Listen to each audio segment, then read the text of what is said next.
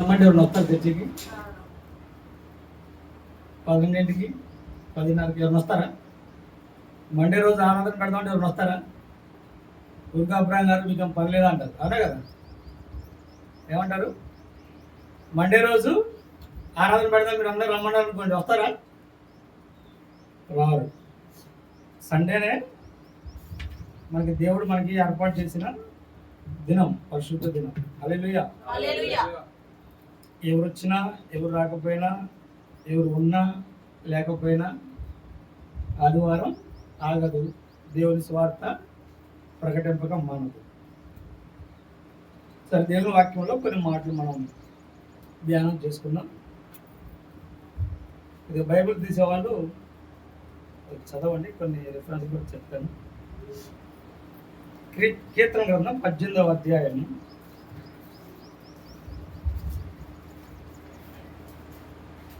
28వ వచనం. నా దీపము వెలిగించువాడువు నీవే, నా దేవుడైన యెహోవా చీకటిని నాకు వెలుగుగా చేయును.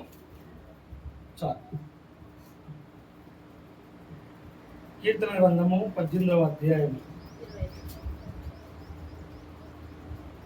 28వ వచనంలో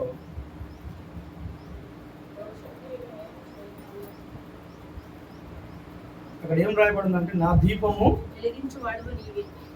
వెలిగించువాడువు నీవే, నా దేవుడైన యెహోవా చీకటిని నాకు వెలుగుగా చేయను. ఈరోజు ఒక మంచి సబ్జెక్టు మాట్లాడదామని గత 3 రోజులుగా ప్రిపేర్ అవుతున్నా. దీని గురించి మాట్లాడాలని చెప్పి 3 రోజులుగా దీన్ని నేను సిద్ధపడుతూ ఉన్నా. మీకు ఆత్మీయంగా ఉపయోగపడితే చాలా మంచిది. దేవుడు ఎలా నడిపిస్తే ఎంతవరకు చెప్పొచ్చు, టైం వరకు ఉంటారా? పర్లేదా? ఇంకా దేవుని వాక్యాన్ని మనం కొన్ని మాటలు, ఎందుకంటే మీకు అబ్రహాం గారు రోజు చెప్తూనే ఉంటారు. కొత్త వాళ్ళు వచ్చినప్పుడు కొంచెం స్పెషల్గా మీకు అనిపించవచ్చు, కొత్త మాటలు వినిపించవచ్చు, దీన్ని ఆత్మీయంగా మీరు ఎదగడానికి సహాయపడవచ్చు. కానీ ఖచ్చితంగా మీకు మంచి వాక్యమే దొరికిద్దని అనుకుంటున్నాను. నా దీపము వెలిగించేవాడువు నీవే, నా దేవుడైన యెహోవా చీకటిని నాకు వెలుగుగా చేయి. మన దీపాలు, ఏదైనా ఒక దీపాన్ని వెలిగించాలంటే ఎవరో ఒకరు కావాలి, అవునా కదా? ఏదైనా సరే, ఈరోజు ఇంత ముందంటే దీపాలు ఉన్నాయి, ఇప్పుడు ఏమొచ్చినాయి? ఎలక్ట్రికల్ స్విచ్చెస్ వచ్చినాయి. ఏదైనా సరే స్విచ్ ఎవరైనా ఒకరి ద్వారా అది చేయబడుతుంది.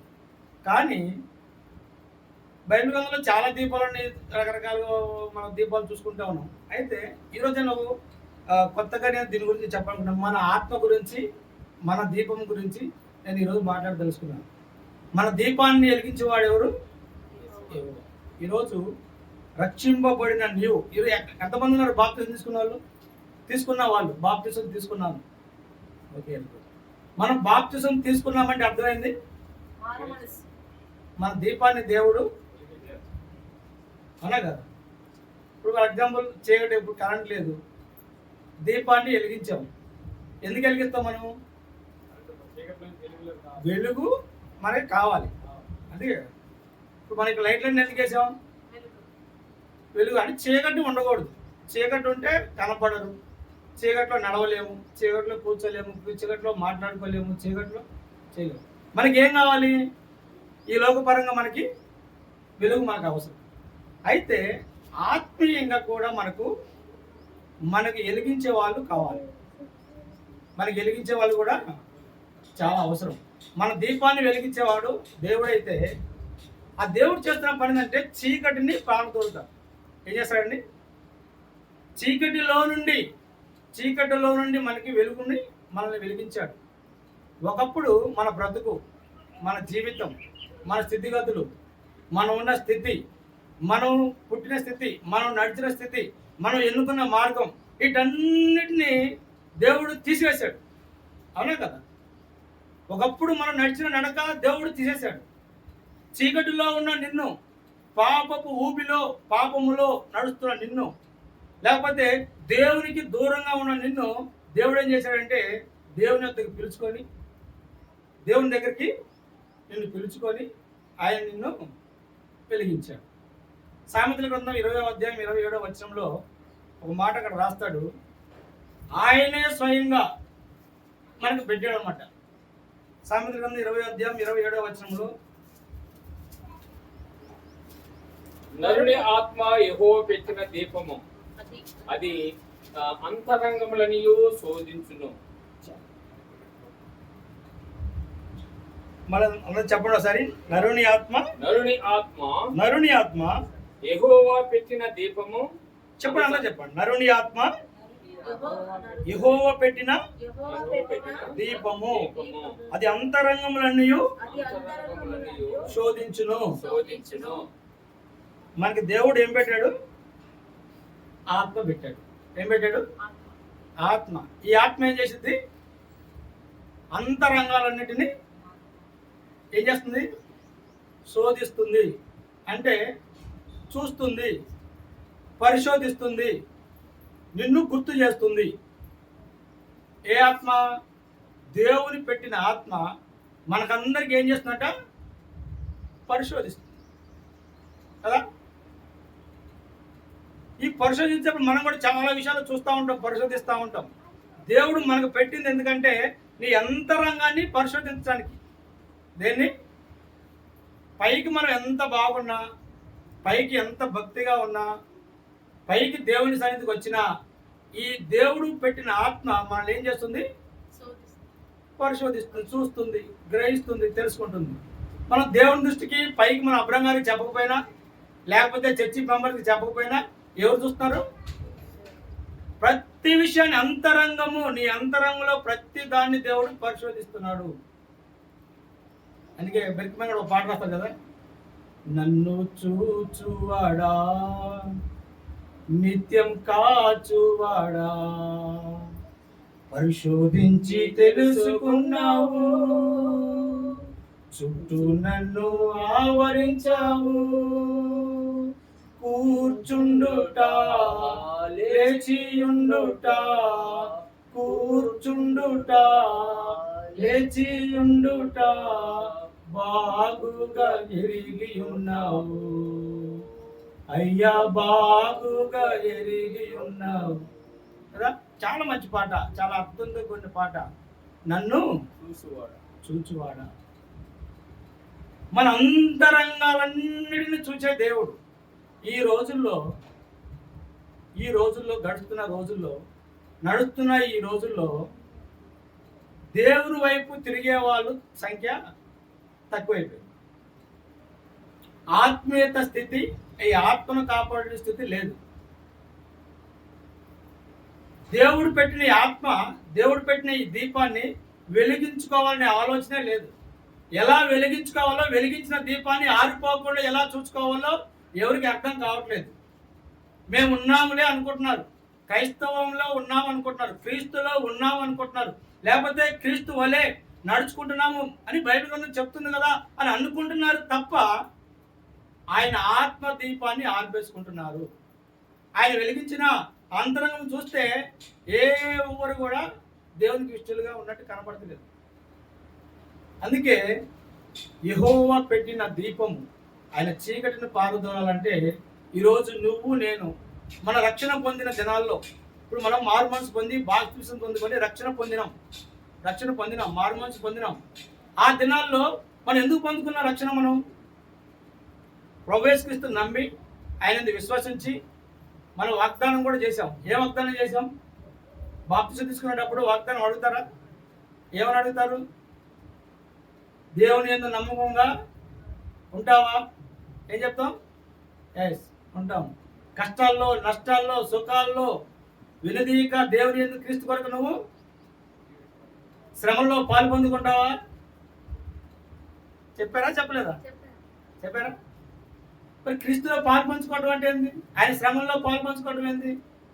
ఈ లోకంలో క్రీస్తు, ప్రభు అయిన యేసు క్రీస్తు, ఆయన శ్రమలు అంటే ఏంటి? ఆ పాప భారాన్ని మోసుకున్నప్పుడు, మన పాపాలన్నీ ఆయన మీద వేయబడినప్పుడు ఎంతో శ్రమ పడ్డాడు. ఆ శ్రమ నుంచి విడుదల పొందడానికి ఆయన ఏం చేశాడు? విజ్ఞాపన చేశాడు. విజ్ఞాపన ఎవరికి చేశాడండి?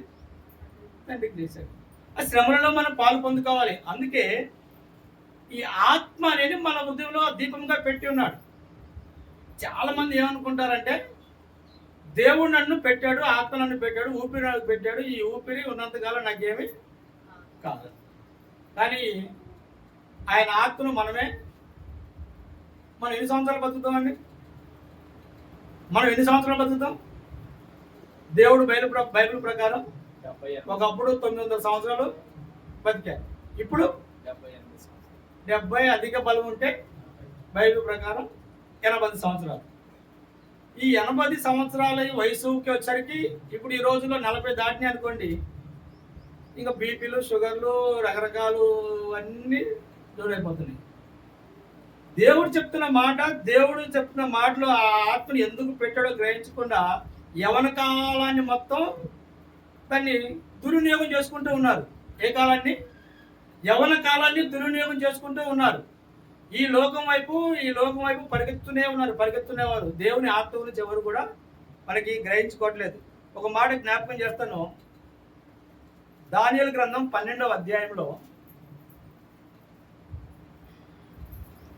2-3 దానియేలు గ్రంథం 12వ అధ్యాయం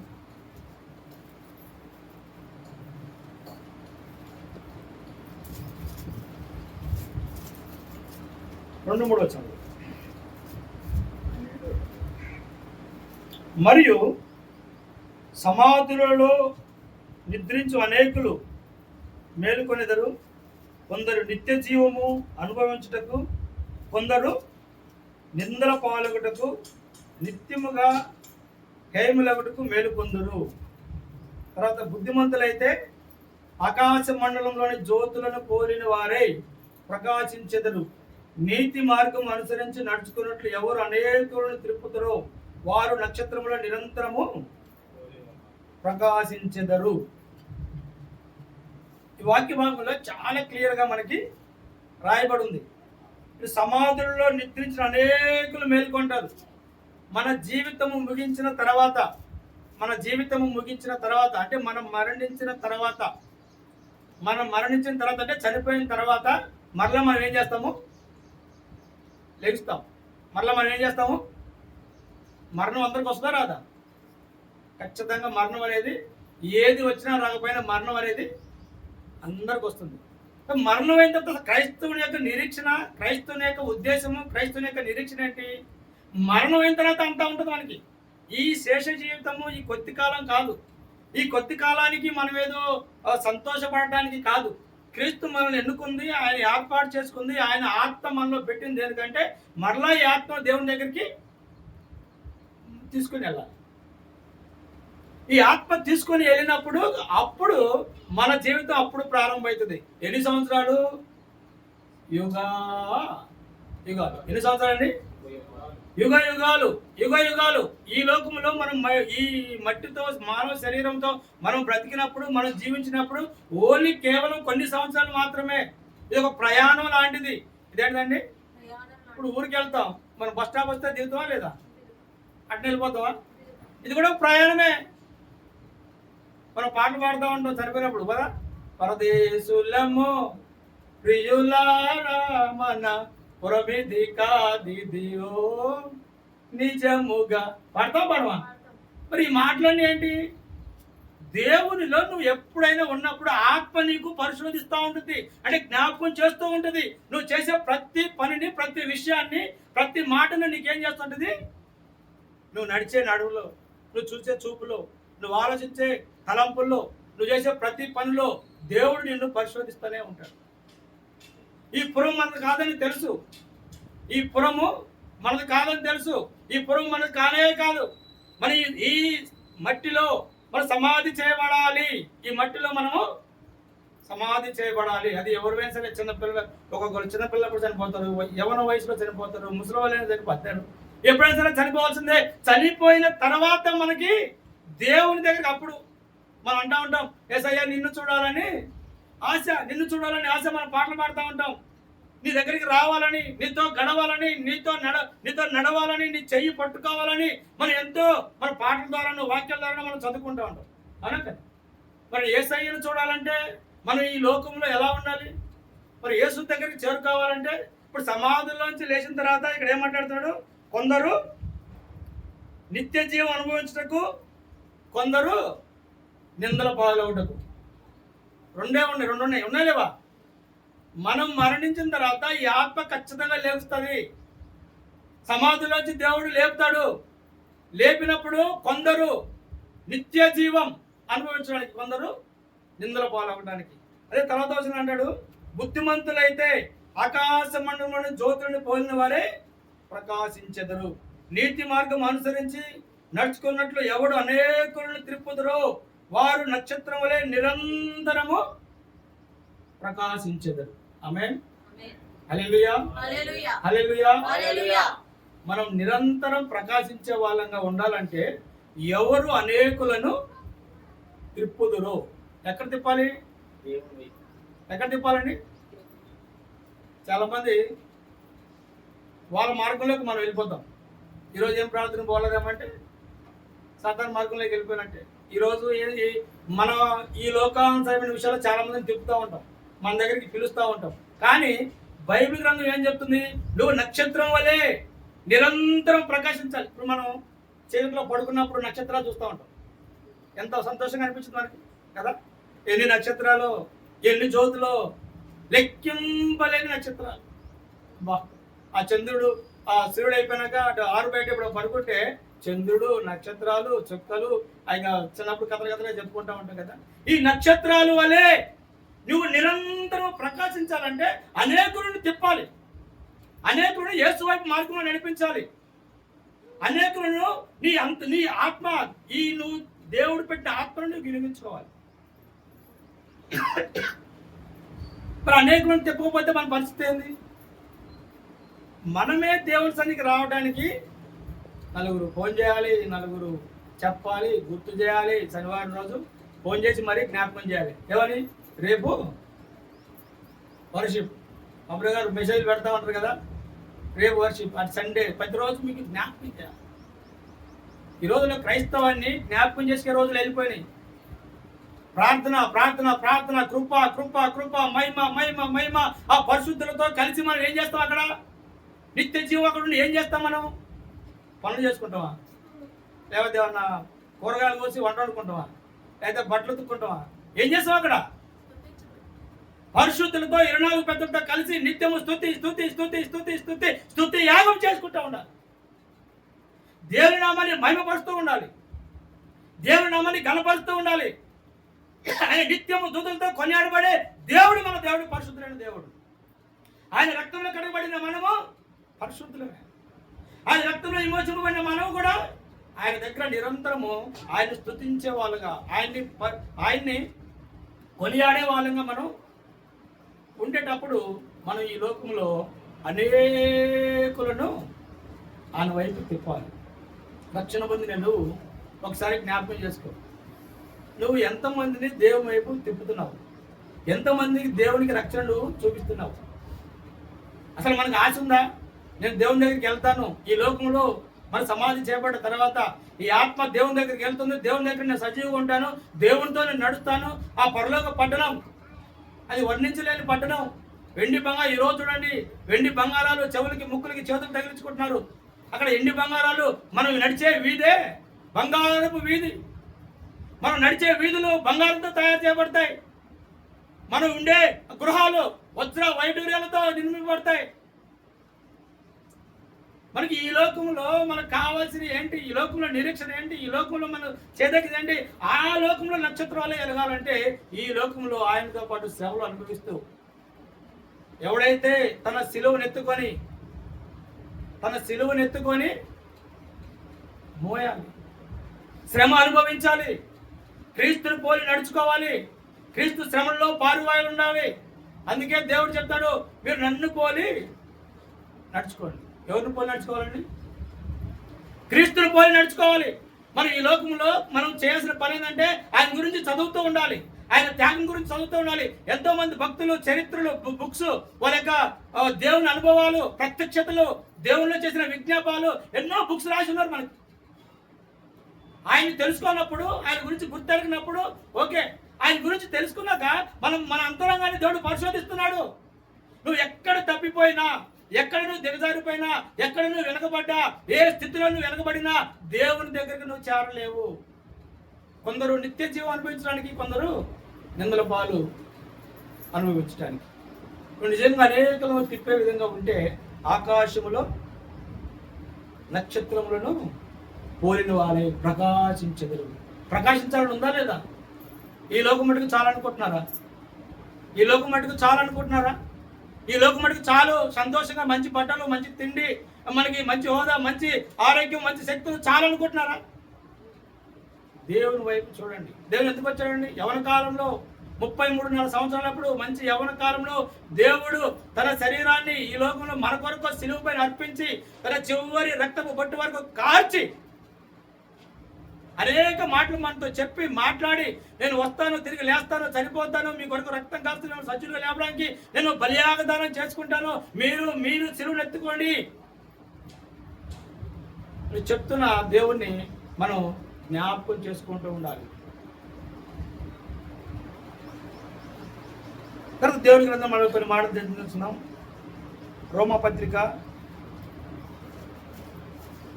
8వ అధ్యాయం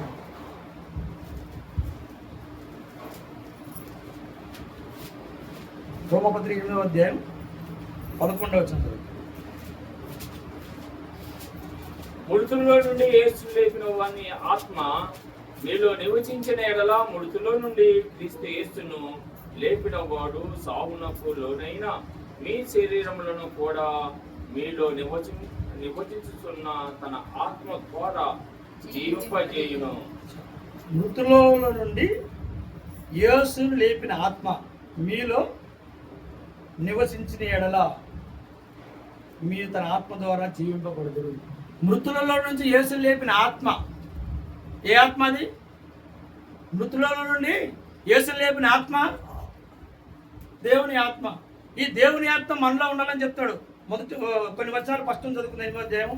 కాబట్టి ఇప్పుడు క్రీస్తు యేసున్న వారికి ఏ శిక్షా విధియు లేదు. క్రీస్తు యేసునందు జీవమిచ్చు ఆత్మ యొక్క నియమము పాప నియమముల మరణమును పాప మరణములను నియమము నుండి విడిపించెను. ఎట్లనగా శాస్త్రము దేనిని చేయజాలకపోయెనో దానిని దేవుడు చేసెను. శరీరమును అనుసరింపగా ఆత్మ అనుసరించి నడుచుకును మన యందు ధర్మశాస్త్ర సంబంధమైన నీతి విధి నెరవేర్చబడవాలని పాప పరిహారము నిమిత్తము దేవుడు తన సొంత కుమారుని పాప శరీర కారణముతో పంపి ఆయన శరీరమందు పాపమునకు శిక్ష విధించెను. శరీరానుసారులు శరీర విషయముల మీద మనసు నుంచుతారు, ఆత్మానుసారులు శరీరానుసారమైన మనసు మరణము, ఆత్మసారమైన మనసు జీవము సమాధానమనే ఉన్నది. హల్లెలూయా. శరీరానుసారమైన మనసు ఏంటంట? శరీరానుసారమైన మనసు మరణం. శరీరానుసారమైన మనసు మరణం. ఇంకా దానికి వేరే ఆప్షన్ ఏమి? ఆత్మానుసారమైనది ఏమండి?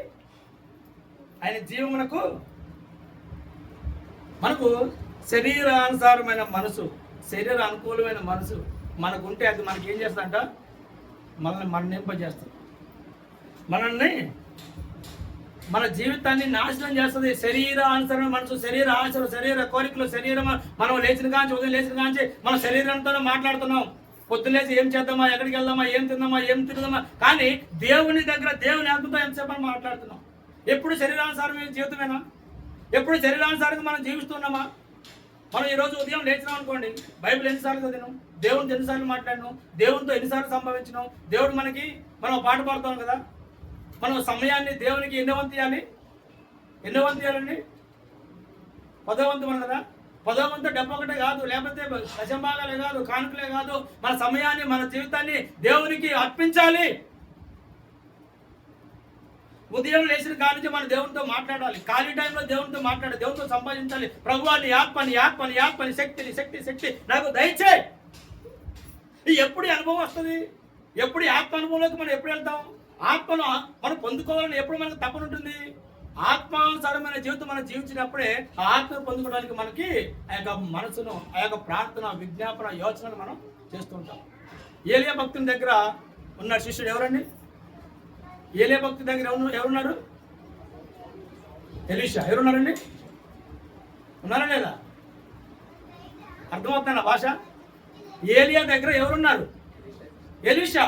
ఈ ఎలీషా ఏలియాకున్న 200 పాలు ఆత్మ కలిగిన దైవజనుడు, ప్రవక్త. ఆమేన్. హల్లెలూయా, హల్లెలూయా. ఈ లోకంలో మనం కూడా దేవుని శక్తిని, దేవుని ఆత్మను, ఈ లోకానుసరమైన మనసు, ఈ లోకానుసరమైన ఆలోచనలు, ఈ లోకానుసరమైన వాటిని మనం ఏం చేయాలి? మనం దూరంగా పెట్టాలి. మనం ఏదైతే ఈ లోకానుసరంగా మనం అనుసరిస్తే మనకు మరణమే.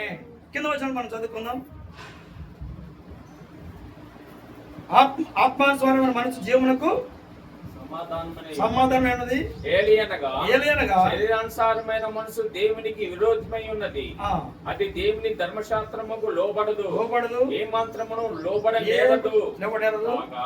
శరీర స్వభావం గలవారు దేవుని సంతోషపరచనేరరు. శరీర స్వభావం గలవారు దేవుని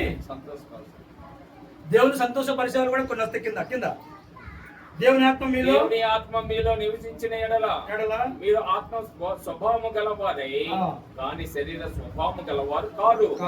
ఎవడైనను క్రీస్తు ఆత్మ లేని వాడైతే వాడు ఆయన వాడు కాదు. క్రీస్తు మీలోనున్న ఎడల మీ శరీరము పాప విషయమై మృతమైనది గాని మీ ఆత్మ నీతి విషయమై జీవం కలిగి ఉన్నది.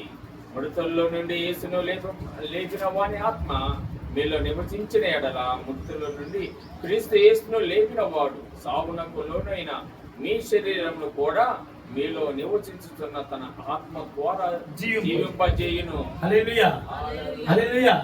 అద్భుత దేవుని వాక్యం. దేవుని ఆత్మ మనలో ఉన్నప్పుడే మనం జీవించినట్టు. ఈ లోకంలో ఆ భోజనం చేసి ఈ శరీర రక్త మాంసాలతో ఉంటే మనం జీవించినట్టు కాదు. ఈ లోక పరంగా మనం జీవించాలి కాబట్టి రక్త మాంసాలు మనకి పెట్టాడు. ఈ లోకంలో మనం జీవించాలి, నడవాలి, బ్రతకాలి, మన ఫ్యామిలీని మనం దేవుని యందు దీన్ని నడపాలి, మన సమాజాన్ని నడపాలి, మన కుటుంబాన్ని నడపాలి. దేవుడు మనం సృష్టించిన ఈ శరీరాన్ని ఎందుకు మనల్ని ఆయన ఆత్మతో నడిపించాలంటే అనేకులను దేవుని వైపు. యేసు ప్రభు కూడా అందుకే వచ్చాడు ఈ లోకానికి. యేసు ప్రభు కూడా ఎందుకు వచ్చాడు? అనేకులు ఈ లోకానుసారమైన జీవితం జీవిస్తున్నారు. ఈ లోకంలో వాళ్ళు మనసు వైపు తిప్పుకున్నారన్నారు. ఈ లోకంలో శరీరానుసారంగా జీవిస్తున్నారు. ఈ లోకంలో శరీరానుసారంగా శరీరం మనసులతోటి దేవుడు అంటే లెక్క లేకుండా, భయం లేకుండా దేవుడిని విడిచిపెట్టి జీవిస్తున్నప్పుడు యేసుక్రీస్తు ఈ లోకానికి వచ్చాడు. అందుకే ప్రభు అయిన దేవుడు మనకి యేసు ప్రభును లేపిన ఆత్మను మనకు అనుగ్రహించి ఈ ఆత్మ ద్వారా అనేకులను ఆయన వైపు తిప్పుకోవడానికి దేవుడు మనకు ఆత్మ మనకు అనుగ్రహించాడు. ఈ ఆత్మ కలిగిన మనం ఈ ఆత్మ కలిగి ఉంటే మనం ఏం చేస్తామంట? జీవిస్తాము, బ్రతుకుతాము. ఎప్పుడు? నిరంతరము మనం బ్రతుకుతాం. నిరంతరం మన దీపము వెలుగుతూ ఉంటుంది. మన దీపము ఆరిపోదు. అందుకే భక్తులు పాట పాడుతుంది కదా, నా దీపము. పాడబడితే కొద్దిగా చప్పట్లు కొట్టండి, నాకు సహకరించిన వాళ్ళు అవుతారు. పాడబడుతుంది కదా, నా దీపము యేసయ్యా నీవు వెలిగించినావు, సుడి గాలిలోనైనా జడివానలోనైనా ఆరిపోదులే నీవు వెలిగించిన దీపము. నీవు వెలిగించిన దీపము, నీవు వెలిగించిన దీపము. ఈ దీపము సుడిగాలిలో జడివానలో కూడా ఆరిపోకూడదంట. సుడిగాలిలో ఆరిపోదా? వాన వస్తే ఆరిపోదా? ఇప్పుడు దీపం పెట్టామనుకోండి, వర్షం రాని ఏమైపోతుంది? ఈ లోకానుసారమైన ఆత్మ మీరు శరీరానుసారంగా ఉంటుంది, మరణమే ఆరిపోతుంది. ఎప్పుడైనా సాతాను నీ జీవితాన్ని ఈ శరీరానుసారంగా నీకు మరణాన్ని తప్పిస్తాడు. కానీ యేసును సమాధిలోంచి లేపిన ఆత్మ నీలో నువ్వు జీవింప చేసుకుంటే అది యుగ యుగాలు నిరంతరము సుడి గాలిలోనే నిన్ను ఆత్మకుండా చేస్తుంది. ఆమేన్, హల్లెలూయా, హల్లెలూయా. అలాంటి ఆత్మ కలిగి మనం జీవించాలంటే కొన్ని మాటలు చదువుకున్న కొలస్సీ రాసిన పత్రిక 3వ అధ్యాయం. కొలస్సీ రాసిన పత్రిక 3వ అధ్యాయం 1 నుంచి కొన్ని మాటలు చదువుకున్నాం. కొలస్సీ రాసిన పత్రిక 3వ అధ్యాయంలో కొన్ని మాటలు 1 నుంచి చదువుకున్న కొన్ని మాటలు. మీరు క్రీస్తుతో కూడా లేపబడిన వారైతే పైన వాటినే వెతుకుడి. అక్కడ క్రీస్తు దేవుని కుడిపార్శ్వమున కూర్చుని ఉన్నాడు. పైన వాటి మీదనే గాని భూ సంబంధమైన వాటి మీద మనసు పెట్టకుడి. ఏలియనగా మీరు మృతి పొందితిరి, మీ జీవం క్రీస్తుతో కూడా దేవుని యందు దాచబడి ఉన్నది. మనకు జీవమై ఉన్న క్రీస్తు ప్రత్యక్షమైనప్పుడు మీరు ఆయనతో కూడా మహిమనందు ప్రత్యక్షపరచబడుతుంది. ఇక్కడ ఏం చెప్తున్నాడు? మీరు క్రీస్తుతో కూడా లేపబడిన వారైతే, మీరు క్రీస్తుతో కూడా ఆయన రక్తంలో విమోచింపబడిన వారైతే, మీరు కూడా ఆయన రక్తంలో కడగబడిన వారైతే మీరు ఏం చేయాలంట? పైన వాటినే, అక్కడ క్రీస్తు దేవుని కుడిపార్శ్వమున కూర్చుని ఉన్నాడు. పైన వాటినే కానీ భూ సంబంధమైన దేనిని కూడా ఏం చేయదని, దేనిని కూడా కొన్ని చెప్పిండా భూ సంబంధమైన దేనిని కూడా మనసు పెట్టొద్దు. మరి ఎందుకు పెడుతున్నారు మనసు? ఎందుకు ఆలోచిస్తున్నారు ఈ భూ సంబంధమైన వాటికి? దేవుడు చెప్తున్నాడు, అసలు నీ పురం ఇది కాదు, అసలు నువ్వు ఉండే చోటు ఇది కాదు, నువ్వు నివసించే ప్రాంతం ఇది కాదు, నువ్వు ఏర్పాటు చేసుకునే గృహం ఇక్కడ కాదు. ఇక్కడ మీరు డబ్బు దాచుకోవద్దు. మీరు దొంగ మీ డబ్బును దోచుకుంటాడు, అవి మీ డబ్బుని చెదులు పడతాయి. మరి ఎక్కడ దాచుకోవాలి? పరలోక రాజ్యంలో దాచుకోవాలి మీ ధనము. పరలోక రాజ్యంలో మీరు ఇల్లు కట్టుకోవాలి. పరలోక రాజ్యంలో మీరు ధనం సమకూర్చుకోవాలి. ఈ లోకంలో దేని మీద మనసు పెట్టదు. అమ్మో, దేని మీద అండి? దేని మీద మనసు పెట్టద్దు? దేనిని కూడా. దానికి ఇంకో మరి పలానా ఏమి లేవు. ఈ లోకంలో ఏది కూడా మనం లేనప్పుడు మరి దేవుని ఆరాధనకి ఎందుకు, దేని గురించి మనం లేటుగా ఎందుకు చేస్తున్నాం? ఎందుకు దేని గురించి వస్తున్నాం? దేని గురించి మనం ఆగిపోతున్నాం?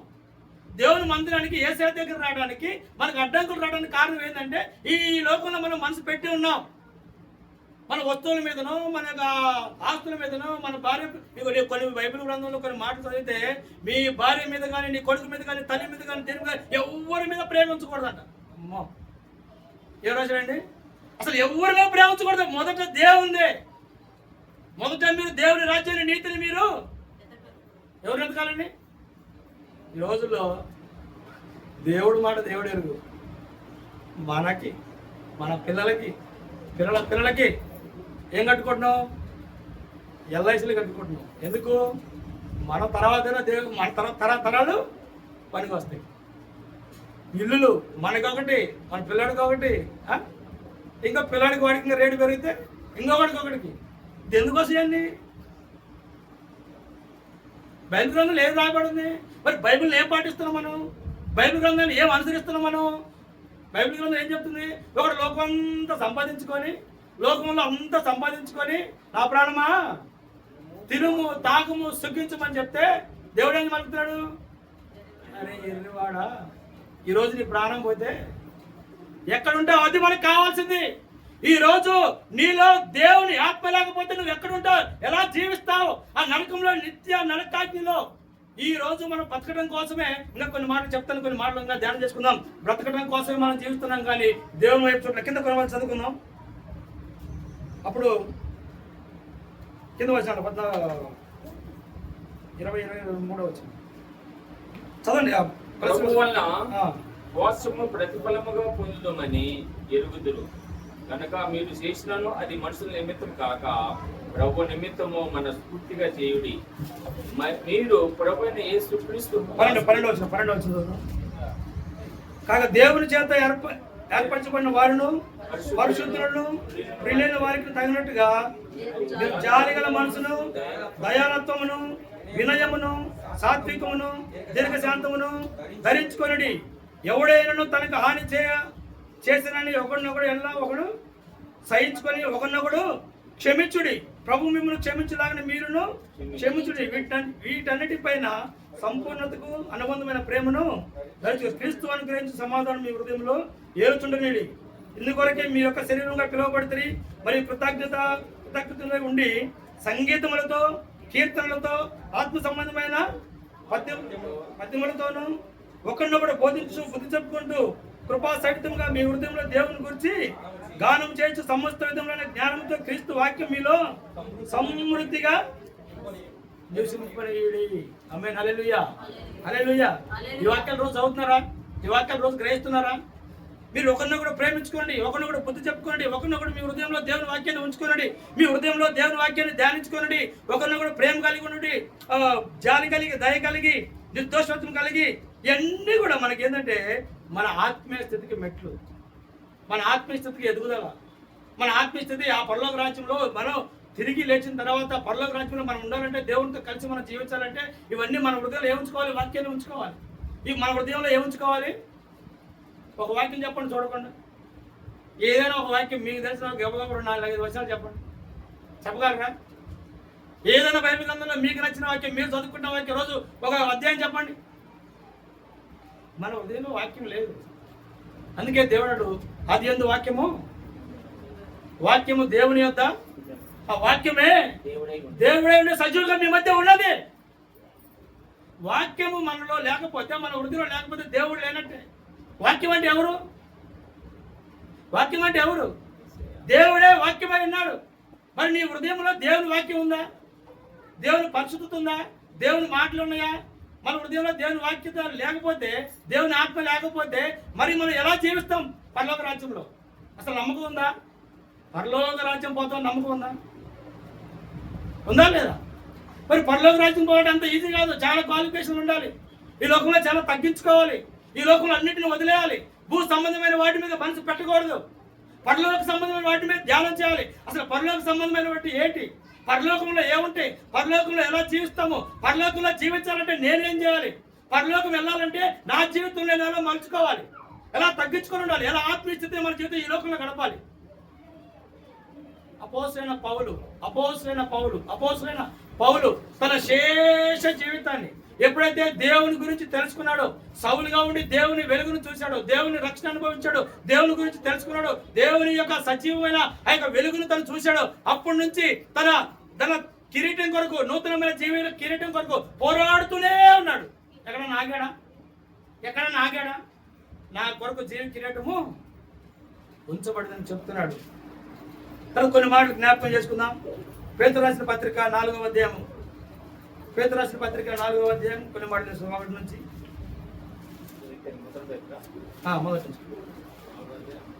మొదటి పేతురు 4వ అధ్యాయం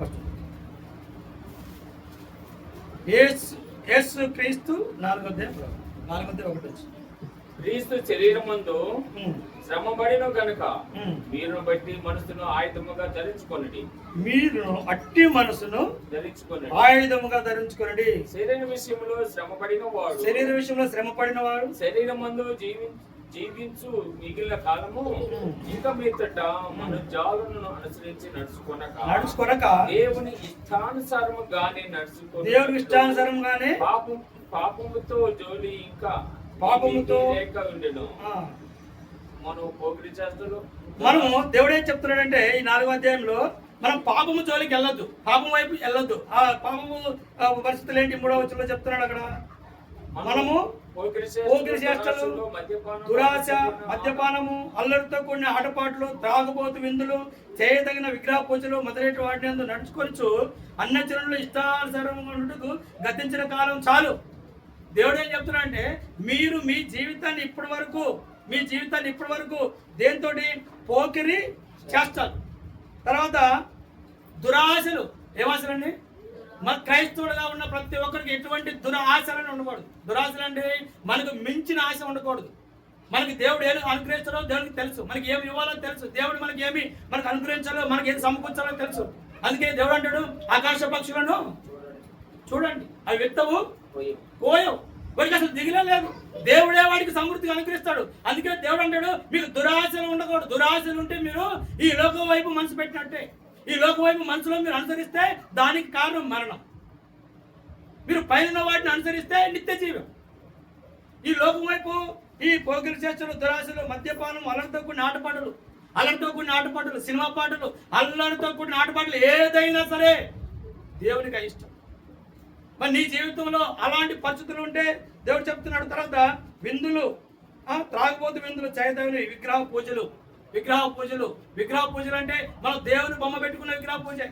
ఏది కూడా ఆకారం లేనివాడు మన దేవుడు. ఆయన నిత్యము నిరంతరము సజీవుడు ఉన్న దేవుడు మన దేవుడు. పూజ దేనికి చేయకూడదు. ఎక్కడ కూడా మనం కొబ్బరికాయ కొట్టకూడదు. కొబ్బరికాయ కొట్టిన ఎక్కడ మనం తినకూడదు. ఎక్కడ కూడా విగ్రహం అర్పించిన వాటిని మనము ముట్టుకొనకూడదు. మరి మనం మన ఆఫీసులో మన కొలికి దగ్గర మళ్ళీ ఎక్కడ మనం చూస్తూ ఉంటాం. ఎంతోమంది మనకు పెట్టినప్పుడు వాటిని మనం తింటున్నామా? వాటిని ముడుతున్నామా? విగ్రహాల జోలికి వెళ్తున్నామా? విగ్రహాలు అర్పిస్తున్నామా? దేవుని ఆజ్ఞ అనుసరించకపోవడమే మనం విగ్రహాలను చేసినట్టు. విగ్రహాలు అంటే ఏదో పూజలు చేసినట్టు కాదు. మనం దేవుని మాటలు అనుసరించకపోతే మనం విగ్రహాలను చేసినట్టు. ఇంకా కొన్ని చదువుతున్నాడు, వీటన్నిటినీ అన్ని జనుల ఇష్టం నెరవేర్చినట్టుకు గతించిన కాలము చాలు. అపరితమైన దుర్యాపారం నందు తమతో కూడా మీరు పరిగెత్తకపోయినందుకు వారు ఆశ్చర్యపరచు మిమ్మను దూషించున్నారు. సజీవులకు మృతులకు తీర్పు తెచ్చులకు సిద్ధంగా ఉన్న వారికి వర్తవాదులై ఉన్నారు. మృతులు శరీర విషయంలో మానవ రీత్యా తీర్పు పొందినట్లు ఆత్మ విషయంలో దేవుని బట్టి జీవించినట్లు వారికి కూడా సువార్త ప్రకటింపబడెను. హల్లెలూయా, హల్లెలూయా. అయితే కింద వచనంలో, అయితే వీటన్నిటిని అంతము సమీపమై ఉన్నది కాగా మీరు స్వస్థ బుద్ధి గలవారే ప్రార్థనలు చేయుటకు మెలకుగా ఉండి, ప్రార్థనలు చేయుటకు మెలకుగా ఉండండి. ప్రార్థనలు చేయుటకు మెలకుగా ఉండండి. మెలకుగా ఉండటం అంటే మనం నిద్రపోయినప్పుడు లేవటం కాదు. మెలకుగా ఉండటం అంటే అర్థమైంది. మెలకుగా ఉండటం అంటే మనం నిరంతరము దేవుని పిలుపు కొరకు సిద్ధపడటం, దేవుని పిలుపు కొరకు రెడీగా ఉండటం. దేవుడు మనం పిలిచేటప్పుడు దేవుడు మనల్ని ఎప్పుడైతే పిలవాలనుకుంటాడో ఆ పిలుపుకు సిద్ధపడి మెలకుగా ఉంటాం. ఈ మెలకుగా ఏం చేయాలి? ప్రార్థన చేయాలి. యేసు ప్రభు కూడా ఆయన సిలువ వేయబడక మునుపు ఆయన గెత్సేమనే తోటలోకి వెళ్ళి ప్రార్థన చేస్తున్నాడు. ఏమని ప్రార్థన చేస్తున్నాడు? ఎలా ప్రార్థన చేస్తున్నాడు? ఏదో ప్రభా ప్రభా ప్రభా ప్రభా సోదరు ప్రార్థన చేస్తే ఒక్కొక్కరికి ఏదో చేసిన అయిపోయినట్టుగా ఉంటుంది ప్రార్థన. ఒక్కొక్కరు ప్రార్థన చేయమంటే 2 నిమిషాలు 3 నిమిషాలు కదా, ఇంక మళ్ళీ చెప్పడానికి ఆ పదాలు కూడా రావు. దేవుని స్తుతించడానికి ఆ పదాలు కూడా సరిపోవు. మన జీవితంలో, మన క్రైస్తవ జీవితంలో విశ్వాసులుగా రక్తంలో కడగబడిన మనము ప్రార్థన ఎలా చేస్తున్నాం? మెలుగు కలిగి ప్రార్థన చేయాలి. మెలుగు కలిగి ప్రార్థన చేయాలి. సజీవంగా ఉండి ప్రార్థన చేయాలి. దేవుణ్ణి ప్రార్థించే విషయంలో పట్టుదల కలిగి ప్రార్థన చేయాలి. ఎడతెగక ప్రార్థన చేయాలి. విసుగక ప్రార్థన చేయాలి. నిత్యం ఆయన సన్నిధిలో ప్రభువుని కోసాడాలి. కన్నీటితో ప్రార్థన చేయాలి. ఎలా ప్రార్థన చేయాలండి? ఎలా ప్రార్థన చేయాలి? మరి కన్నీటితో ప్రార్థన చేస్తున్నావా? నీ జీవితం గురించి ప్రార్థన చేయి. నీ పిల్లల గురించి ప్రార్థన చేయి. నీ భవిష్యత్తు గురించి ప్రార్థన చేయి. ప్రభువా, నేను నిత్య జీవంలో ఉన్నానా లేదా? నిత్య మార్గంలో వెళ్ళడానికి నేను సిద్ధపడి ఉన్నానా? నా జీవితము, నా మనసు, నా ఆలోచనలు, నా తలంపులు, నా స్థితిగతులు యేసు వైపు చూస్తున్నాయా లేదా? ఇంకా ఈ లోకానుసారమైన మనసుకి, ఈ లోకం వైపే, ఈ లోక పద్ధతుల వైపే, ఈ లోకానుసారంగా మనం జీవిస్తున్నామా? ఈ లోక తలంపులతో మనం జీవిస్తున్నామా? కానీ దేవుని వైపు పరిగెత్తలేకపోతున్నాం. ఎందుకు దేవుని దగ్గర రాలేకపోతున్నాం? ఎందుకు దేవుని చేయి పట్టుకోలేకపోతున్నాం? ఎందుకు దేవుని ఆత్మ పొందుకోలేకపోతున్నాం? అపోస్తల గ్రంథంలో కొన్ని మాటలు, అంత దినముల యందు మీ అందరి మీద పరిశుద్ధాత్మను నేను కుమ్మరిస్తానండి. పరిశుద్ధాత్మను కుమ్మరిస్తాను. పరిశుద్ధాత్మను మీకు వరముగా ఇస్తాను. మీ పిల్లలు యవ్వనులు దర్శనాలకు అందరు, మీరు కళలకు అందరు, మీ యవ్వనులు జ్ఞానంతో నింపబడుదురు. మరి ఇవన్నీ కలుగుతున్నాయి. ఇవేం దినాలు? మంచి దినాలా? ఇవేం దినాలండి? దినములు చెడ్డవి. సమయమును పోనీ ఒక సద్వినియోగం చేస్తూ అజ్ఞానుల వల్లే కాక జ్ఞానుల వల్లే నడుచుకోలేడి. మరి జ్ఞానం వల్లే నడుచుకుంటున్నారా? సమయాన్ని సద్వినియోగం చేసుకుంటున్నారా? క్రీస్తు రాకడ కొరకే సిద్ధపడుతున్నారా? ఏమొస్తానండి దేవుడు అనుకుంటున్నారా? దేవుడు ఏమొస్తానండి చెప్తూనే ఉన్నారు, తింటూనే ఉన్నాం. మాకే టైం సరిపోదు, దేవుడు వస్తే రాని, వెళ్ళిపోతే వెళ్ళిపోని మాకెందుకు అనుకుంటున్నారా? అవునా? దేవుడు వచ్చేటోడు ఎట్టయినా వస్తాడు, వెళ్ళిపోతాడు. మాకేంటి? మనం పరలోకం పోతే కదా, దేవుని దగ్గర పోతే కదా, దేవునితో ఉంటే కదా, ఆ నిత్యరాజ్యంలో మనం ఉంటే కదా అనుకుంటున్నారా? ఈ లోకం మట్టికే చాలు అనుకుంటున్నారా? ఈ లోకం మట్టికే చాలు, ఈ లోకం మట్టికే చాలు అనుకుంటున్నారా మీరు? ప్రియమైన దేవుని బిడ్డలారా, మీరు క్రీస్తును పోలి మీరు ఉన్నవారు. మీరు క్రీస్తుకు ఆలయమై ఉన్నవారు, మీరు క్రీస్తు రక్తంలో కడగబడిన వారు, మీరు క్రీస్తు ఆయన దేహాన్ని పంచిపెట్టుకునే రక్తము తింటున్న వాళ్ళు, ఆయన రక్తాన్ని తెగి ఆయన రొట్టెను తిని ఆయన రక్తము తాగువాడు నిత్య జీవం గలవాడు. మరి మీరు ఆయన రక్తం తాగట్లేదా? ఆయన రొట్టె మీరు తినట్లేదా? ఆయన రొట్టె మీరు విరుచుకోవట్లేదా? మీరు ఎందుకు దేవునికి దూరంగా ఉంటున్నారు? దేవుని ఆత్మను పొందుకోలేకపోతున్నారు, దేవుని యుద్ధకు మీరు చేరలేకపోతున్నారు. ఎందుకు? మీరు ఈ లోకం వైపు ఇంకా మనసు పెట్టి ఉన్నారు కనుక, ఈ లోకం వైపే మీరు చూస్తున్నారు కనుక, ఈ లోకం వైపే మీరు ప్రయాణిస్తున్నారు కనుక దేవుని వైపు మీరు మనసు పెట్టలేకపోతున్నారు. ఈ లోకంలో మీరు ఉన్న మటుకు చాలనుకుంటే పొరపాటే, నిత్య రాజ్యంలోకి మీరు చేరలేరు. పైనున్న ఆకాశమందున కిందున్న భూలోకమందున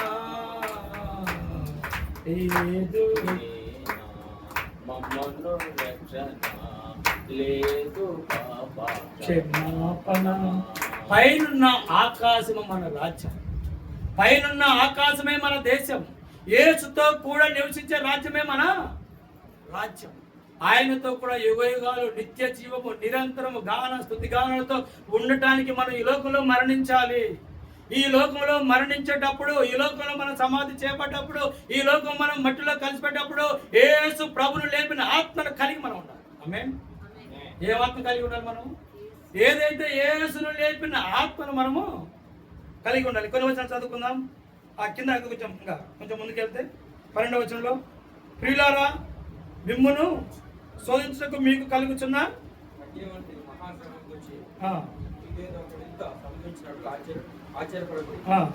క్రీస్తు మహిమ బయలుపరచుకున్నప్పుడు మీరు మహా ఆనందంతో సంతోషించు నిమిత్తం క్రీస్తు శ్రమలో మీరు పాలన సంతోషించండి. క్రీస్తు నామము నిమిత్తము మీరు నింద పాలనేడల మహిమా స్వరూపి అనే ఆత్మ అనగా దేవుని ఆత్మ నీ మీద నిలుచున్నాడు కనుక మీరు ధన్యులు. ధన్యులు. మనం ఎప్పుడు ధన్యులు అవుతాం? మనం ఎప్పుడు ధన్యులు అవుతాం? కీర్తన గ్రంథంలో చెప్తారు కదా, దుష్టుడు ఆలోచన నడవక, పాపుల మార్గం నిలవక, అభాస్కులు కూర్చుండక, యెహోవా ధర్మశాస్త్రం ఆనందిస్తూ దివారాత్రం దాన్ని ధ్యానించేవాడు ధన్యుడు. ఇక్కడ ఏం చెప్తున్నాడు? ధన్యులుగా ఉండాలంటే ఆయన ఆత్మ మనకు, ఆయన ప్రభావం మన మీద ఉన్నా మనం ధన్యులు. ఆయన ఆత్మ మన మీద ఉండాలి. ఇంకొన్ని మాట చదువుకుందాం. యోహాను రాసిన పత్రిక 6వ అధ్యాయం 44వ వచనంలో, యోహాను రాసిన పత్రిక 6వ అధ్యాయం 44వ వచనంలో,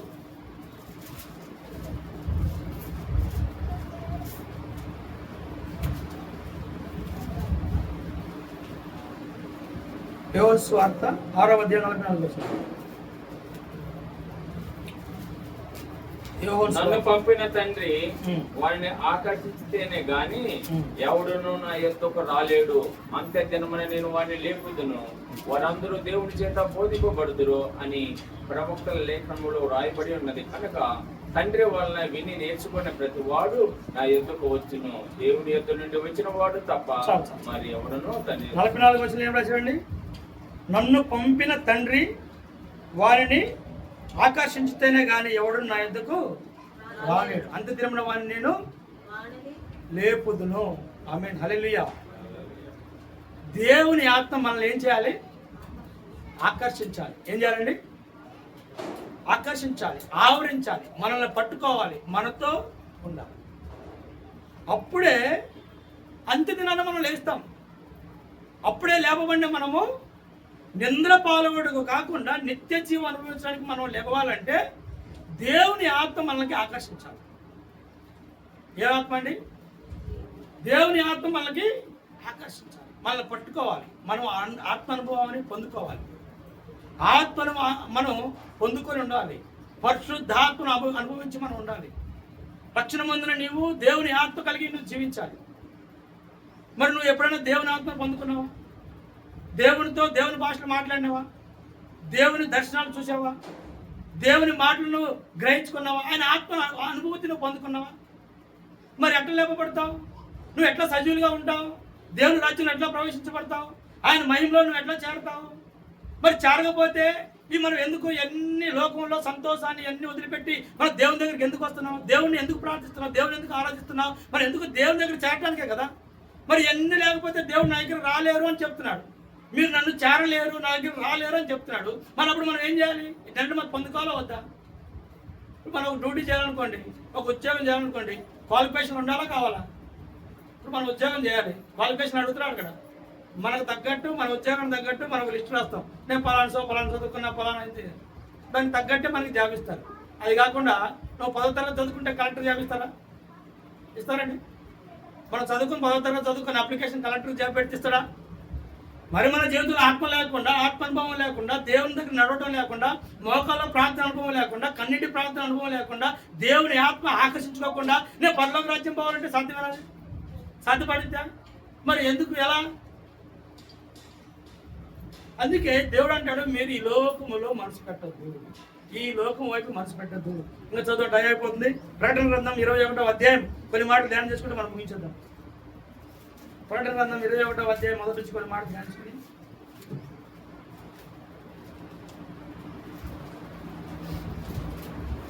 మొదటి నుంచి కొన్ని మాటలు. అంతటా నేను కొత్త ఆకాశమును కొత్త భూమిని చూసి తిని, మొదటి ఆకాశము మొదటి భూమి గతించిపోయాను, సముద్రమును ఇంకా లేదు.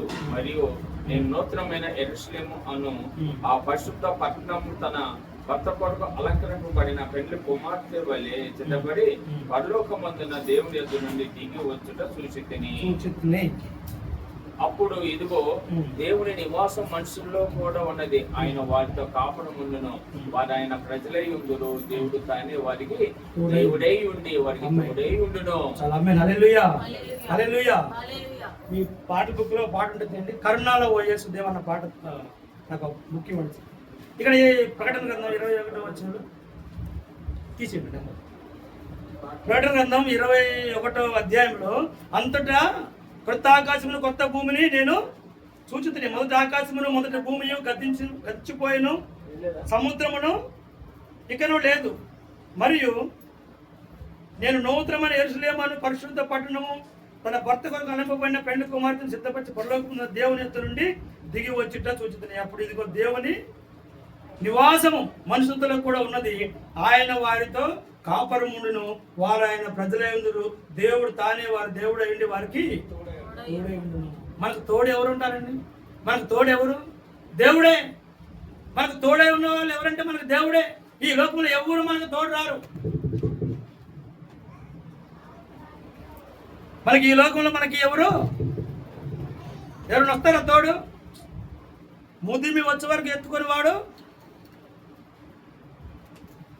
పోయినసారి కరోనా వచ్చింది, తండ్రులు కొడుకుని ఎత్తుకున్నారా? కొడుకులు ఎవరన్నా తల్లిదండ్రులు ఎత్తుకున్నారా? చూడటానికి ఎవరన్నా ముందుకెళ్ళారా? మనం ఎత్తుకునేది ఎవరు? అనుకుంటారు నా తల్లిదండ్రులు ఉన్నారు, నా బంధువులు ఉన్నారు, నాకు ఆస్తి ఉంది, అంతస్తు ఉంది.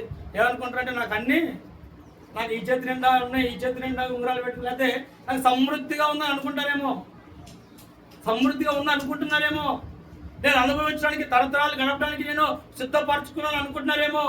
కానీ మన ఆకాశం ఇవన్నీ గతించిపోతాయి. కొత్త ఆకాశము కొత్త భూమి మన మధ్యకి వస్తుంది. దేవుడు మనకి దేవుడై ఉండి ఆయనే రాజ్య పరిపాలన చేయను. దేవుడు ఆయన మనకి తోడై ఉండి మనకి దేవుడై ఉంటాడు. కింద వచనంలో ఆయన వారి కన్నుల ప్రతి బాష్ప బిందువును తుడిచివేడు, మరణం ఇక ఉండదు, దుఃఖమైనను ఏడుపైనను వేదనైనను ఇక ఉండదు, మొదటి సంగతులు గతించిపోయాను. సింహాసనంలో వచ్చిన గొప్ప స్వరము చెప్పుట, అప్పుడు సింహాసనాసుడైన వాడు ఇదిగో సమస్తమును నూతనమైనవిగా చేయించున్నానని చెప్పిన. మరి ఈ మాటలు నమ్మకం నిజమైనవి కనుక ఆయనతో నాతో చెప్తున్నాడు. మరి ఆయన నా చెప్పాను, సమర్థమైనవి నేనే అల్ప ఉమేగా అనగా ఆది అంతమునై ఉన్నవాడును, తప్పికొని వానికి జీవ జలములోని బుక్కలోని జలము నేను ఉచితముగా అనుగ్రహించుచున్నా. జయించువాడు వీటిని స్వతంత్రించుకొనును, నేను అతనికి తోడై ఉండును, అతడు నాకు కుమారుడై ఉండును.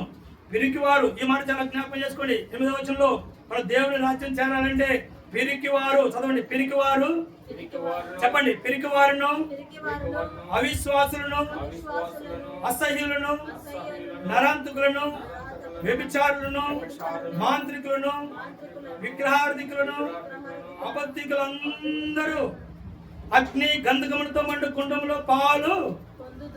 ఇది 2వ ఇది రెండవ. ఒక మరణం అయిపోయిన తర్వాత ఖచ్చితంగా మనం అందరం లేస్తాము. రెండో మరణానికి మరణం చెందకుండా సజీవులుగా దేవునితో పాటు మనం ఉండాలంటే ఇవన్నీ మనలో ఉండకూడదు. ఈ లోకంలో, ఈ లోకానుసారమైన జీవితంలో మనకి ఏం కావడదు? ఫస్ట్ పిరికివారిగా ఉండదు. ఏముండొద్దండి? పిరికివారిగా ఉండొద్దు.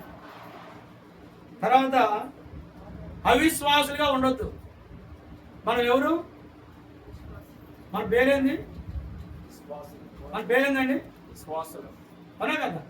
చెప్పట్లేదు ఎవరు. మనం ఎవరు? ఎట్టి చెప్పాలి? విశ్వాసమే కదా. మనలో ఏముండకూడదు? అవిశ్వాసం ఉండకూడదు. అంటే క్రీస్తుతో పాటు నడిస్తే నాకు అన్ని సాధ్యమే అనుకుంటే దేవుని దగ్గరికి వస్తాం. ఇప్పుడు శ్రమ అయినా, నిందలైనా, ఇరుకైనా, ఇబ్బంది అయినా, ఏ పరిస్థితులైనా దేవుడు నాకు ఆదరణగా ఉంటాడు అనుకుంటే మనం అవిశ్వాసంగా ఉన్నాం. మనం ఎందుకు దేవునికి వెనకం చేస్తున్నాం అంటే మనకు అవిశ్వాసం. ఏమో ఈరోజు డ్యూటీకి పోకపోతే దేవుడు మళ్ళీ నాకు రేపు శాలరీ రాదేమో, ఈరోజు నాకు రాకపోతే మరలా నేను బతకలేనేమో. మరి అటువంటిప్పుడు మనకి విశ్వాసం ఎక్కడుంది? దేవుని సన్నిధికి నడవడానికి మనకి ఏం కావాలి? మనకి విశ్వాసం కంపల్సరీ. అవిశ్వాసం నీ జీవితంలో ఉంటే రెండో మరణానికి నువ్వు పాలు పొందుతావు. దేవుడు చెప్తున్నాడు. దేనికి పాలు పొందుతావు మనం? అది అగ్ని, నరకాగ్ని, నిత్యాగ్ని, యుగ యుగాల కాల అగ్నిలో మనం పడతామని చెప్తున్నాడు. ఏముంటే? అవిశ్వాసం నీలో ఉంటే. ఆదివారం పరిశుద్ధ దినం అంటే దేవుని దినం. మీరు ఏ త్యాగానికైనా మీరు సిద్ధపడాలి. ఏ త్యాగానికైనా మీరు, ఎటువంటి త్యాగానికైనా, దేవుని కొరకు నిందలైన, అవమానాలైన, శ్రమలైన, ఇరుకులైన, ఇబ్బందులైనా మనం వాటిలో పాలు పొందాలి. విశ్వాసంగా మనం జీవించాలి. రాబో తరానికి విశ్వాసం నేర్పించాలి. విశ్వాసానికి కర్త అయిన అబ్రహాము 90-100 సంవత్సరాల వయసులో దేవుడు మాటకి విశ్వాసంలో మన వాళ్ళు నిరీక్షణ కలిగి ఉన్నారు. నిరీక్షించారు, విశ్వాసం కలిగి ఉన్నారు. మరి దేవుడు నీకు అన్ని ఇచ్చాడు. దేవుడు నీకు సమృద్ధిగా ఇస్తున్నాడు. దేవుడు నీకు అన్ని కలుగు చేస్తున్నాడు. మరి దేవుని దగ్గర రావడానికి వెనకాడుతున్నారంటే అవిశ్వాసంలో మీరు ఉన్నారు. అవిశ్వాసంలో మీరు ఉంటే రెండో మరణంలో పాల్పంచుకుంటారు. జ్ఞాపకం చేసుకోండి. మూడో మాట ఏంటి? అసహ్యులు. తర్వాత ఏంటండి? అసహ్యులు. అవును, ఉందా మాట? బైబిల్లో ఉందా మాట? మీరు ఎవరిని కూడా అసహించుకోకూడదు. మీరు ఎవరిని కూడా అసహ్యపు మాటలు మాట్లాడకూడదు. ఎవరు మన జీవితంలో అలాంటి మాటలు రాకూడదు. ఎదుటి వ్యక్తుల్ని, మనకు తోటి వ్యక్తులు తెలిసిన వాళ్ళైనా తెలియని వాళ్ళైనా అసహ్యంగా మనం జీవించకూడదు. ఇప్పుడు మనకి తెలియని వాళ్ళ దగ్గర మనం ఎలా ఉంటాం? అసహ్యంగా ఉంటాం. వాళ్ళంటే అసూయపడతాం. వాళ్ళుంటే వాళ్ళ మీద మనకి కొనుక్కుంటూ ఉంటాం, చనుక్కుంటూ ఉంటాం. వాళ్ళ మీద ప్రేమ కలిగి ఉండలేకపోతాం. ఎందుకు? వాళ్ళంటే ఒక అసూయ, దూషణ. అలాంటి అసూయ కూడా ఉంటే మనం రెండో మరణంలో పడతాం. తర్వాత నరహంతకులు అంటే బైబిల్ ప్రకారం, పాత నిబంధన ప్రకారం ఒకరిని చంపితేనే నరహంతకులు. కొత్త నిబంధనలోకి వచ్చానికి ఆ మాట ఏంది? ఒకరిని ద్రోహి, ఒక వ్యక్తిని వ్యర్థుడా అని చెప్తే నువ్వు నరహత్య చేసినట్టు. ఈ మాటలు జ్ఞాపకం చేసుకోండి. ఇలాంటి నరహాంతమైన స్థితిలో మనం ఉంటే మనం దేవుని దగ్గర చేరలేము.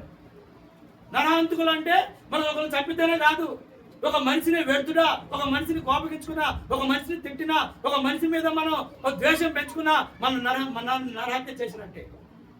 మరి ఇలాంటి స్థితి మనకు ఉంటే ఈ లోకంలో మరి దేవుని దగ్గర చేరుతామా? దేవుడు ఏం చెప్పిండు? చేస్తారని చెప్పిండా, చేయాలని చెప్పిండా? నువ్వు నరహంతుడిగా ఉంటే నువ్వు రెండో మరణంలో పాలు పొందుకుంటావు, దేవుని దగ్గర చేరవు. తర్వాత మాట ఏం చెప్తున్నాడు? వ్యభిచారులను, తర్వాత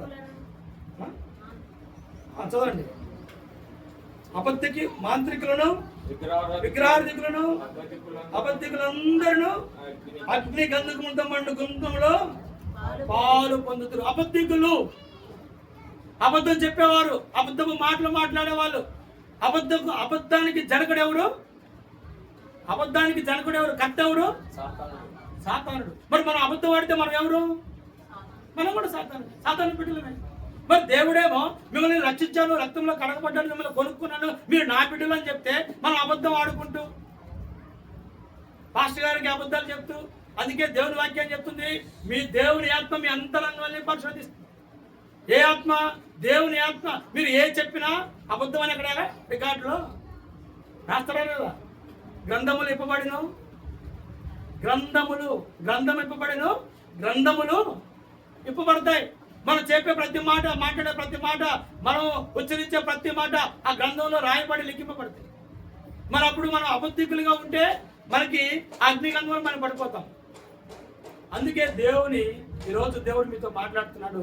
ప్రియమైన దేవుని బిడ్డలారా, ఆయన రాజ్యమును మీరు చేరాలి, ఆయనను మీరు స్వతంత్రించుకోవాలి. మీరు సమాధుల్లోంచి లేపబడటానికి దేవుని ఆత్మ మీరు పొందుకొని ఉండాలి, పరిశుద్ధాత్మను మీరు పొందుకుని ఉండాలి. ఈ లోకం మట్టుకే కాదు, మనకి ఈ లోకంలో ఎలాగైనా మరణం తథ్యం, ఎలాగైనా మరణం సంభవిస్తుంది, ఎలాగైనా మనం మరణిస్తాం, భూమిలో సమాధి చేయబడతాం. తరువాత మనం లేపబడి సజీవులుగా దేవుని రాజ్యంలో నక్షత్రాల వలె మనం అనేకమైన సజీవులుగా ప్రకాశంతో వలె అనేక దేవునికి తిప్పుకుంటూ దేవుని స్వార్థ ప్రకటించుకుంటూ మన యొక్క నిత్యత్వాన్ని దేవునితో గడపాలి. ఈ పాట పాడుకొని మనం ముగించుకుందాం. నాతో పాటు ఈ పాట కొద్దిగా వచ్చిన సహకరించండి. కరుణాల అప్పుడు తీసారా? కరుణాల ఓ యేసు దేవ, కరుణామయుడ కరుణ చూపేది ఆ పాట లేదా? కరుణాల ఓ యేసు దేవ అన్న పాట లేదా దాంట్లో? నన్ను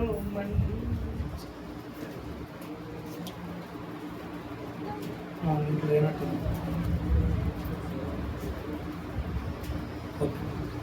ఆ పాట లేదు. చాలా అర్థంతో కూడిన పాట. కరుణాల వయసు దేవ అన్న పాట ఉంది. పాట పాడుకొని నేను క్లోజ్ చేస్తాను. ఇది చప్పలు కొట్టి ఒక చిన్న పని ముగిస్తాను. కమ్మనైన నీ ఉపదేశం విజయమిచ్చే శోధనలో, ఖడ్గము కంటే బలమైన వాక్యము ధైర్యమిచ్చే నా శ్రమలో. కమ్మనైన నీ ఉపదేశం విజయమిచ్చే శోధనలో, ఖడ్గము కంటే బలమైన వాక్యము ధైర్యమిచ్చే నా శ్రమలు. కరువు సీమలో సిరులో లిఖించే నీ వాక్య ప్రవాహము, గగనము చీల్చి మోపైన దీవెన వర్షము కురిపించితివి. ఘనమైన నీ కార్యములు వివరింపనాతరమా, వర్ణింపనాతరమా. ప్రేమే శాశ్వతమైన పరిశుద్ధమైన పొదరిల్లు. చిన్న ప్రార్థన ముగిద్దాం. పరిశుద్ధమైన తండ్రి యేసయ్యకి స్తోత్రాలు. ఏ ఆత్మ ద్వారా, నీ శక్తి ద్వారా, నీ బలము ద్వారా ప్రభు ఇంతవరకు నడిపించిన దేవా ఈ స్తోత్రాలు. అల్పమైన జ్ఞాపకం చేసుకుని నీ మాటలు ధ్యానించడానికి నాకు వచ్చిన జ్ఞానం బట్టి నీ స్తోత్రాలు, వందనాలు ప్రభు. ప్రతి ఒక్కరికి మాకు ప్రభు నీ మాటలు మా జీవితంలో ఫలింపు చేయనట్లు సహాయం చేయమని, సాతాను ఎత్తుకుని పోటకు మా హృదయంలో నూరంతలుగా ఫలించడానికి సహాయం చేయమని క్రీస్తు నామంలో ప్రార్థిస్తున్నాం తండ్రి. ఆమేన్.